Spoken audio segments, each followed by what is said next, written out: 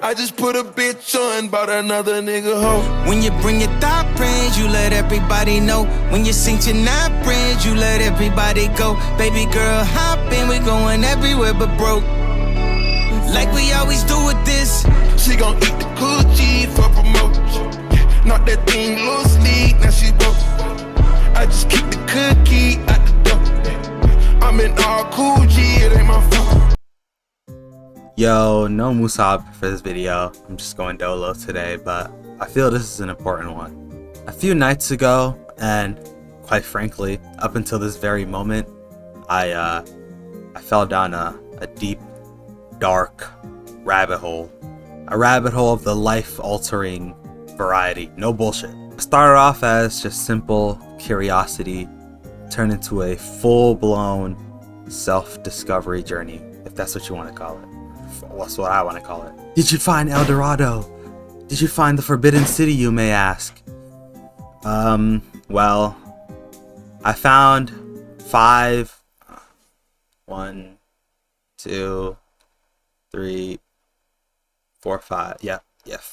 Korean and I guess Japanese girls who make pop music for girls the age of 12 to 25. Do not leave, bro. This is a serious video. Trust me, okay? Mushroom. If you were underwhelmed by what I found, then this video might actually be specifically for you. Actually, I'm almost certain. Before I can share this life-altering journey, I'm gonna need to give some backstory, okay? It all begins a long time ago, maybe 3 or 4 nights ago. Lesserafim drops their new EP Crazy, and naturally we decided to react to it. Now we do have that video. I don't know if I'm gonna drop it or not. I'm not like too proud of it, but yeah, at the end of the day we reacted to it. I liked it. It was pretty cool. I'm not the best reactor ever. That's more of Musab's thing actually. Usually I'm just sitting there bobbing my head, and that's mostly because it takes me like a few listens for me to really feel and gauge how I feel about a song. For an example, we reacted to NMix. Like a lot of these videos don't exist anymore, but if you guys want to see them, we could drop them. But we reacted to NMix, and during that reaction, I wasn't that like.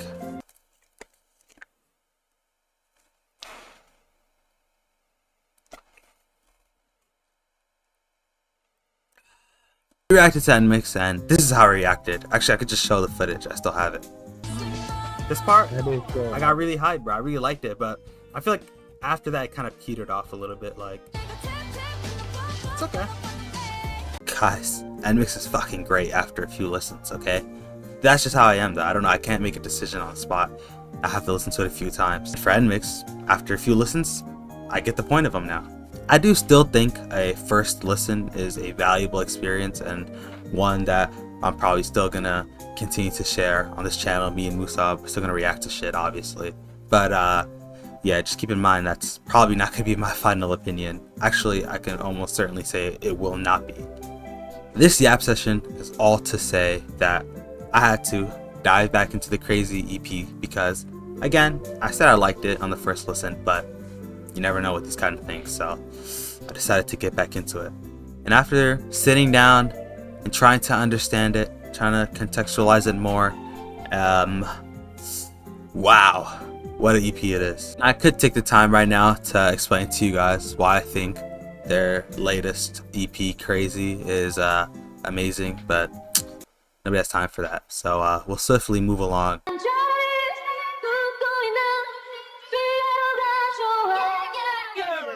Crazy rewards you for trying to understand it. Funnily enough, despite the concept clearly being insanity or craziness, there's nothing random about the deliberate messaging. Without going too deep into it, this is kind of what I took out of this mini album, and I believe the album to be saying. And if it's far off your evaluation, keep this in mind because, again, people are going to take different things from different pieces of art. What I think Lesserafim are trying to say in this album is that sometimes you just gotta let go. External pressure, hate, failures, whatever it is that is stressing or hampering your enjoyment in life, And specifically, there's nothing you can do about it and it's out of your hands, then just let it go. Go a little crazy, you could say.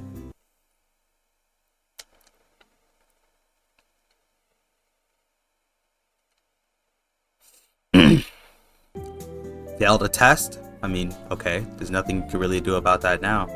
Why dwell on it when you can just let go?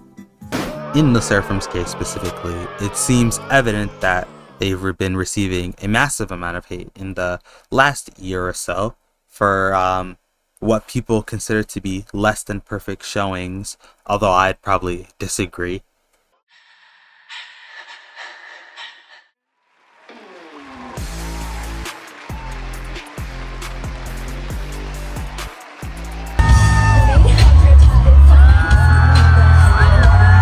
Why dwell in it if you can't do anything about it? The truth is that you'll never escape scrutiny, stress, pressure.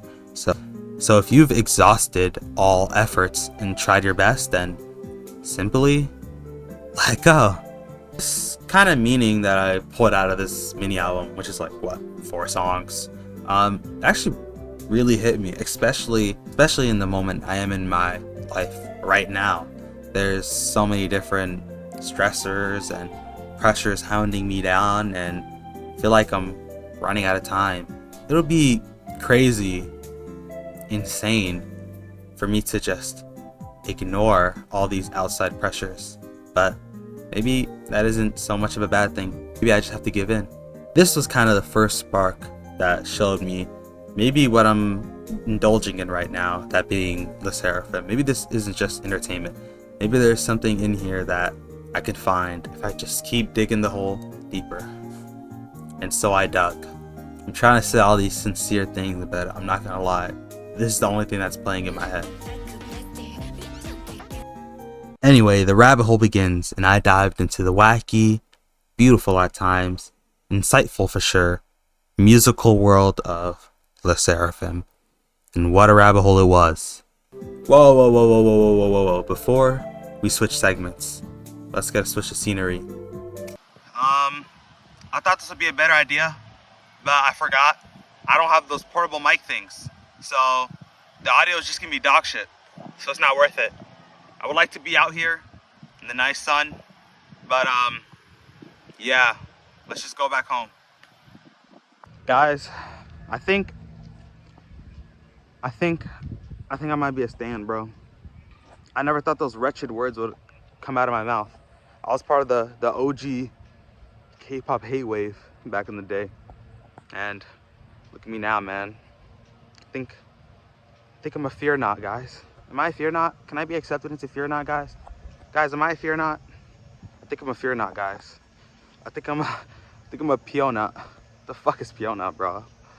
I think that's just fearnot in a Korean accent, right? Or am I bugging? Does that mean I have to have like a bias now? Oh my god. Did I just fucking say that, bro? Jeez Louise, bro. Yeah, I think I gotta have a bias now. Honestly, I think the most harrowing story in the group is probably Sakura, right? I mean, what, she's been doing it now since I think like 12 or something. I think she was like she did like Japanese pop before that. She moved to Korea, joined a group called IZ*ONE, I believe. I think Chaewon was in there too. And now she's doing Sserafim. I mean, how much dedication you gotta do? Like, I'm not gonna lie, after you already made it to IZ*ONE, you could just retire right there. That's a successful career. She's still going, bro. So yeah, I think she might be my GOAT. But yeah. The rabbit hole. Where do I begin? Well, naturally, I guess, the beginning. After Crazy, I decided to take a deep dive into their discography, and wow, what a lineup. I mean, Fearless, Unforgiven, Easy, Perfect Night. Hell, there's a Brazilian song in there somewhere.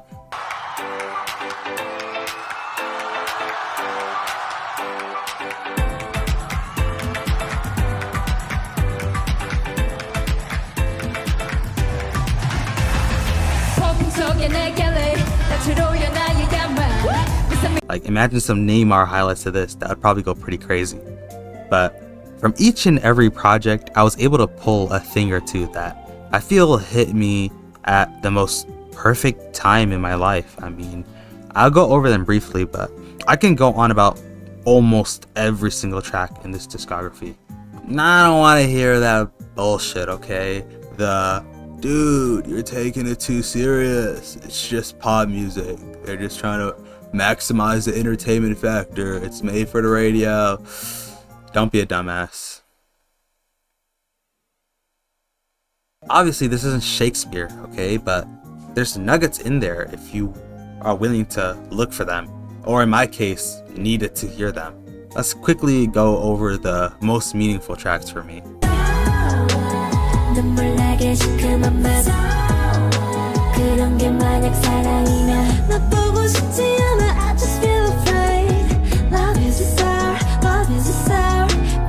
Wow, what a track. Not even getting into the meaning I pulled from it. Literally, these are just heavenly vocals blessing my ears. It's a shame Garam didn't stick around. I'm not sure why, and what I researched didn't really give me any good insight, but damn, she went fucking hard on this shit. Anyway, essentially what Sour Grapes means to me is the cold, brutal feeling of anxiety. Now you're probably like, dude, what the fuck? That's not inspiring at all. Actually, that's pretty depressing. Like, how did this track help you in any way? Well, sometimes it helps just having that reminder that other people feel the same things you do. It's a kind of weird comfort. In the track, they describe a love interest. They want the blissful fantasy of love, but on the other side of their brain, there's this feeling that there isn't this sweet grape, but a sour one. You'll get hurt, they repeat, and by the end, there isn't a conclusion. They clearly have some anxiety about love itself or the love interest. And it's just unrelenting vocals just, being jammed into your ears. Yes, it sounds amazing, but if you really think about what the song means and the feeling of anxiety, I mean, the song itself kind of feels like how anxiety feels. I don't know if I'm explaining that well, but there's no really breaks in the song at all. It's just kind of suffocating in a good way, again. But again, that's kind of how anxiety feels. Now, is this what they intended the song meaning to be? No clue. Okay, I haven't talked to them, but that's kind of what I got out of it, and I think that's what matters the most. Bro, this shit is so gas, bro. You make me boost up.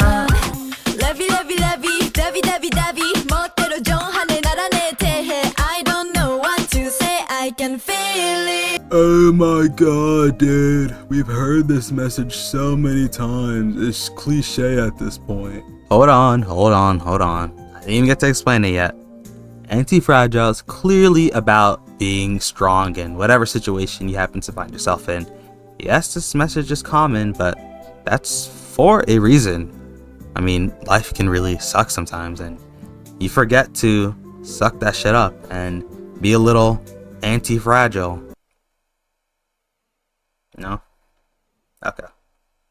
At least until you can try and better said situation. I know I needed to hear that recently. I already talked a little bit about Crazy in the previous section, but I wanted to kind of hone in specifically on the track Crazy. I'm gonna repeat the similar themes as I said before, because I think this track specifically exemplifies it the most.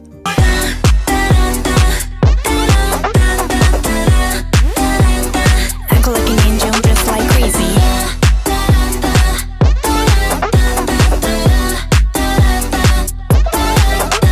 Yeah, the whole letting go thing, letting yourself go a little crazy if it means you get to enjoy life a little bit more.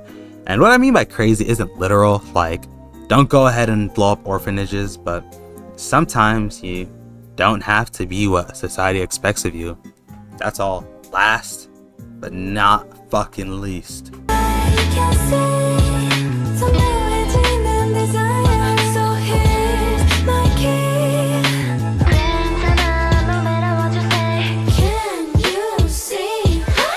I saved this one for last as this is actually my favorite song in the entire discography. And as a musical experience, I mean, all I can really describe this is magic. Like, it's magical. It's a magical experience. Impurities on the outside is about loving yourself, right? In full, and not just for your perfections, but your impurities as well. That's a good message on its own, but I've always been comfortable in my own skin, so that's not what hit me, but it's when I changed the frame a little and it took on a whole new meaning, a powerful one at that. And that's loving your mind and consciousness and awareness. All the parts you dislike about who you are as a consciousness, your mind's impurities is probably the hardest battle anyone will face in life. No one views you as bad as you do, and no one is a bigger critic on yourself than yourself, because you have you at all times. But on the flip side, you have you at all times. Imagine not loving every part of it. You know how miserable your life can be if you don't love that voice in your head, because he or she is never leaving. By no means am I saying impurities has ended this battle, because truly as a human, it will always be there. But it highlighted to me how to win all the battles in a never-ending war. And that's probably enough, because that's the best you can do. So many other tracks in this discography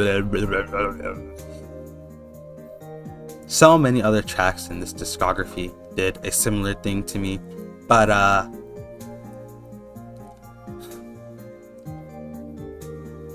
it's not funny. Stop laughing.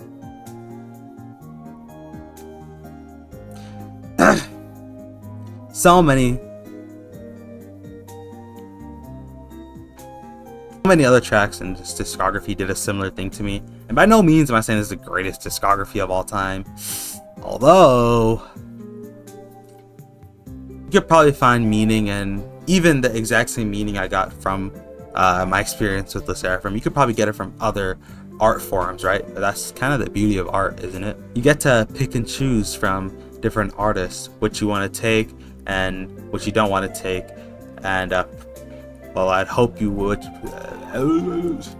to choose from different artists what you want to take and what you don't want to take to help improve your life, whether that just be the pure entertainment factor, or whether it be like my experience with Lesserafim, where it genuinely helped me on, I guess, my journey, or whatever you want to call it. Now, Sserafim isn't the first piece of art that's changed my life, and it won't be the last one, I hope. But did it? Indubitably. Alright, it's enough talking about feelings. Now I gotta go shoot some guns, herd some sheep, do real manly work, probably go work the construction line, because I need to fill my masculinity meter back up. I'll see you guys next time. If you like what we do on this channel, a sub would make my life. Also, so I can drop out of college. That'd also be very nice, but love you guys. Have a good night, and peace. Have a good one, but just one. Bye.